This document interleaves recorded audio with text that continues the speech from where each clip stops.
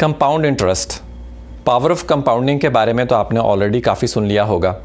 Mutual funds ने भर भर के सबको सुना दिया है, इतनी एड्स देते हैं।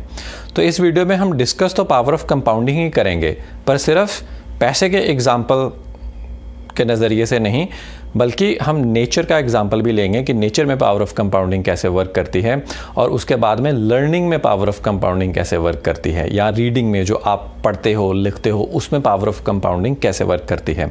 तो सबसे पहले जो सबसे सिंपल एग्जाम्पल है, बहुत सारे लोगों को समझ में आता है, फाइनेंस का, इन्वेस्टिंग का, क्विकली उसको रन थ्रू कर लेते हैं। उसके बाद में नेचर का एग्जाम्पल और फिर रियल लाइफ लर्निंग का एग्जाम्पल। तो मान लीजिए अगर आप किसी फंड में 1 लाख रुपया अगर इन्वेस्ट करते हैं और उसको वहाँ पे लंबे समय तक पड़ा रहने देते हैं, और मैं यहाँ पे कोई म्यूचुअल फंड नहीं बेच रहा हूँ, सिर्फ पावर ऑफ कंपाउंडिंग समझा रहा हूँ।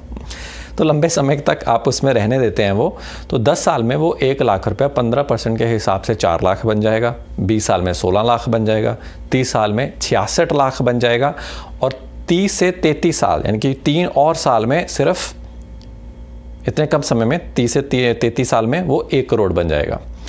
तो ओवर टाइम इंटरेस्ट को ब्याज को जब और साल में ब्याज जुड़ता जाता है तो वो जो रकम है बहुत बड़ी बन जाती है। और यही अगर आप 2-3 साल और उसे दे दो, 35-36 साल दे दो, तो ये 1 करोड़ जो है वो ऑलमोस्ट 2 करोड़ के बराबर चला जाएगा।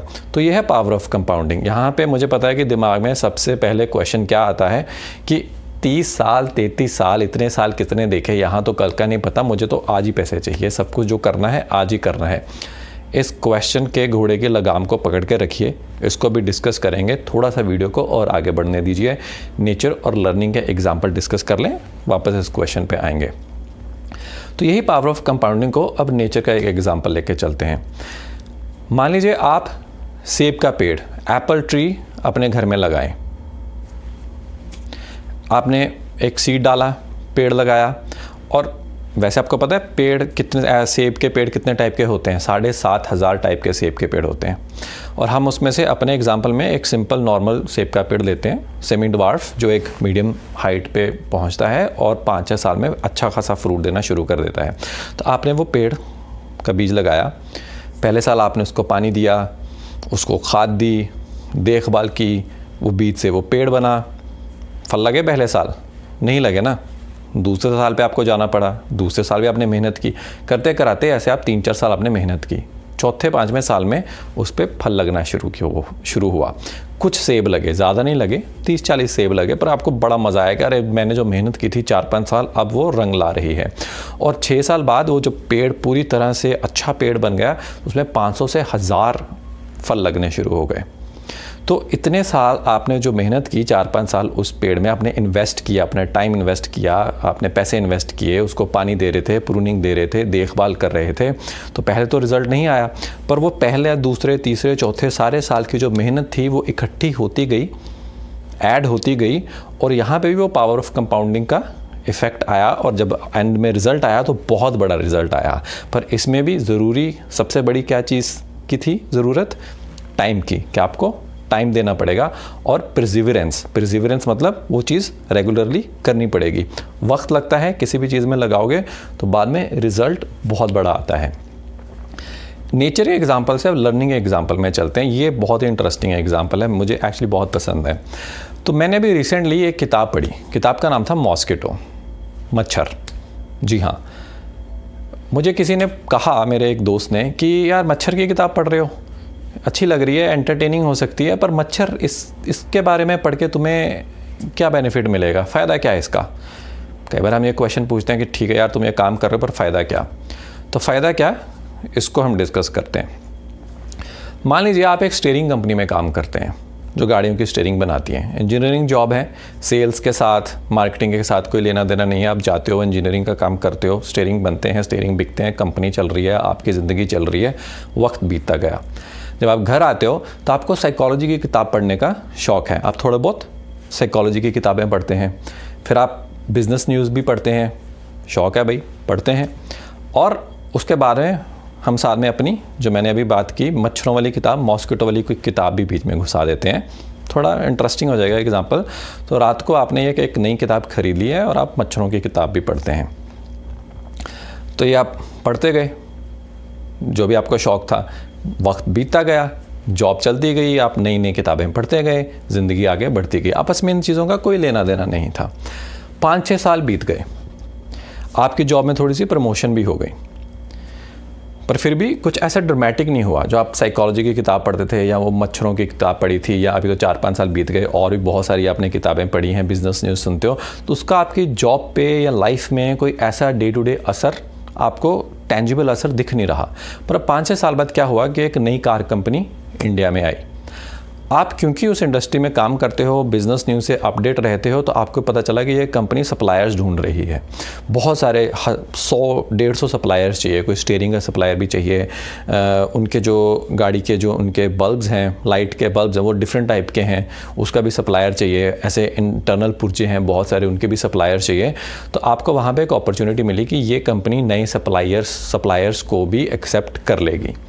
तो आपने जाके अपने एग्जिस्टिंग स्टीयरिंग वाली कंपनी के मैनेजर से बात की। आपको लगा कि यार मेरे को इस काम में घुसना चाहिए, मैंने सीख भी लिया है और मुझे ये कॉन्ट्रैक्ट सप्लायर उनका बनना चाहिए। आपने कंपनी के बॉस से बात की, उसने कहा कि देखो हम तो स्टीयरिंग बना रहे हैं, जो बना रहे हैं अच्छा चल रहा है, मुझे और इंटरेस्ट नहीं है किसी और कंपनी के, किसी और प्रोडक्ट के सप्लायर बनने का। पर अब आपने जो इतने साल ह्यूमन साइकोलॉजी पढ़ी थी, आपने वो साइकोलॉजी के कुछ चीज़ें यूज़ किए। आप अब थोड़ा सा बॉडी लैंग्वेज समझना ज़्यादा बेटर जानते हो, आप बात करनी ज़्यादा अच्छी जानते हो। अगर अगले आदमी ने नो कर दिया तो उस नो को हाँ में कैसे कन्वर्ट करना है आप वो समझते हो, क्योंकि नो का मतलब नो नहीं होता है, नो का मतलब होता है कि उसके पीछे कुछ रीज़न्स हैं उस आदमी के जिसके कारण वो नो कर रहा है। तो आपको सही क्वेश्चंस पूछने अब आ गए हैं कि मैं पता तो करूँ कि आदमी नो क्यों कह रहा है और मैं उसको उससे सोल्यूशन दूँ। तो आपने उस बॉस को कन्विंस किया कि आप मेरे पे ये बात छोड़ दीजिए, एक अलग हम कंपनी बनाते हैं, आप उसके पार्टनर बनिए, आपकी हम ब्रांड और आपका एक्सपीरियंस मैं लूँगा, काम मैं करूँगा, मैं चलाऊँगा, मैं पैसे भी थोड़े इन्वेस्ट करूँगा और हम ये काम करते हैं। तो आपके बॉस यहाँ पे मान गए और आपका वो काम चल पड़ा। और आपके बॉस ने यही मानते मनाते एक दिन जब आपकी कंपनी बन रही थी, उसने आपको पूछा कि देखो तुम्हें पता है कि ज़िंदगी में जो तुम प्लान कर रहे हो वो तो ठीक है, पर कई बार कुछ ऐसी चीज़ें भी होती हैं ज़िंदगी में जो तुम प्लान नहीं करते, अचानक से तुम्हारे सर पे पड़ जाती हैं। ऐसे वेरिएबल्स होते हैं जिसको आप कंट्रोल नहीं करते। तो आपने उनको कहा कि हाँ ये भी मेरे को पता है और इस बारे में आपको मैं एक बहुत इंटरेस्टिंग एग्जांपल भी देता हूँ। आप अपने बॉस को ये कह रहे हो। उन्होंने कहा कि मैंने 3-4 साल पहले एक मच्छरों की किताब पढ़ी थी, तो उसमें मैंने ये भी पढ़ा था कि पुराने ज़माने में जब फ़ौज जाया करती थी कहीं दूसरे देश, कहीं पे दूसरे इलाके में युद्ध करने या कब्जा करने ज़मीनों का, तो हज़ारों की तादाद में जब फ़ौज जाया करती थी तो उसमें से कई बार तो आधी से ज़्यादा फ़ौज रास्ते में ही मर जाती थी। क्यों?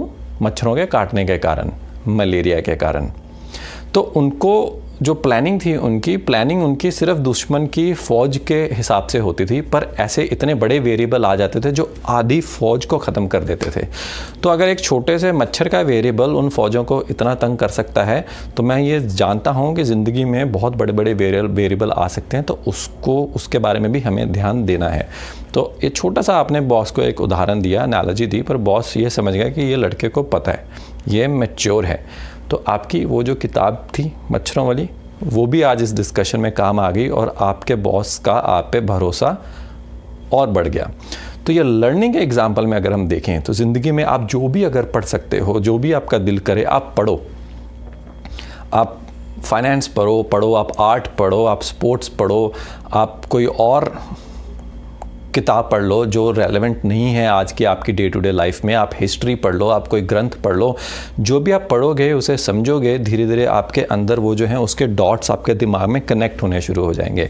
एक ना एक दिन फ्यूचर में ऐसा आएगा जब वो सारी आपकी जो इन्फॉर्मेशन है मिलके एक बहुत बड़ा कंपाउंड इंटरेस्ट वाला, पावर ऑफ कंपाउंडिंग का इफ़ेक्ट क्रिएट करेगी और एक बड़ा रिज़ल्ट आपको देगी। और वैसे भी कुछ सालों में जब पहले आप 10 पेज पढ़े, 100 पेज पढ़े, 100 पेज 1000 बन गए, 1000 पेज 10,000 बन गए, इतना जब आप पढ़ जाओगे तो आपका इंटेलेक्ट इतना ज़्यादा बढ़ जाएगा कि आप लोगों को बेहतर पहचानना शुरू कर दोगे। आप सेम बात के अलग अलग नज़रिए समझने शुरू कर दोगे। जैसे कि ये वीडियो में ये मेरा नज़रिया है, थोड़ी इन्फॉर्मेशन है, थोड़ा नज़रिया है, मतलब एक और उसके ऊपर थोड़ा सा ओपिनियन है। आपका नज़रिया अलग हो सकता है, आपके किसी और का दोस्त का नज़रिया अलग हो सकता है, तो आपको अलग अलग नज़रिए पता लगने भी शुरू हो जाएंगे। तो आज के लिए ये था power of compounding a real world. ये पैसे में तो काम करती ही है, पर ये नेचर में भी काम करती है, लर्निंग में भी काम करती है। और अब वो आंसर कि 33 साल किसने वेट किया, उसका आंसर ये है कि कुछ भी कर लो ज़िंदगी में। जैसे वो फल का पेड़ लगाया था, या ये लर्निंग का एग्जाम्पल है, वक्त तो देना ही पड़ेगा। थोड़ा वक्त दोगे तो रिज़ल्ट्स काफ़ी अच्छे आएंगे। अगर आप इंस्टेंट रिज़ल्ट्स की खोज में हो तो छोटे मोटे रिज़ल्ट्स आएंगे, पर बड़ा रिज़ल्ट रेयरली आएगा। और आज अगर आपके आसपास कोई 60-65 साल के लोग हैं, 10, 20, 25 लोगों को जाके एक क्वेश्चन पूछो कि क्या अगर उन्हें 20-25 साल पहले ये पता होता कि वो किसी फ़ंड में या कहीं पे 1-2 लाख रुपया या कुछ पैसे डाल देते जो आज उनकी ज़िंदगी में वो 100 गुना या 200 गुना बने होते, तो क्या वो डालते कि नहीं डालते। तो उनसे ये क्वेश्चन पूछना, तो देखना फिर आंसर क्या है। ज़्यादातर लोग यस ही आंसर देंगे। तो आज हो सकता है आप पावर ऑफ कंपाउंडिंग को ना यूज़ करें, पर फ्यूचर में कभी ना कभी आपको याद ज़रूर आएगा कि मुझे ये पावर ऑफ कंपाउंडिंग यूज़ कर लेनी चाहिए थी। पर इसमें सबसे बड़ा इसका टूल क्या है? टाइम, वक्त। आपको वक्त देना पड़ेगा। तो कुछ भी करना चाहते हैं आज ही स्टार्ट करो, क्योंकि वक्त निकलता जा रहा है। तो पढ़ना है आज ही पढ़ो, कुछ करना है आज ही करो, कहीं इन्वेस्ट करना है तो आज ही करो। और आज को लिटरल आज मत ले लो। आज का मतलब ठीक है, अभी अगर आप रात को ये वीडियो देख रहे हो तो रात को तो नहीं कर सकते, सुबह उठ के कर लो जब भी टाइम मिले। और ये वीडियो अगर अच्छी लगे तो शेयर करो, और आपका जो नज़रिया है इस वीडियो के बारे में वो नीचे कमेंट में लिखो। फिर मिलेंगे एक नई वीडियो के साथ। Bye for now.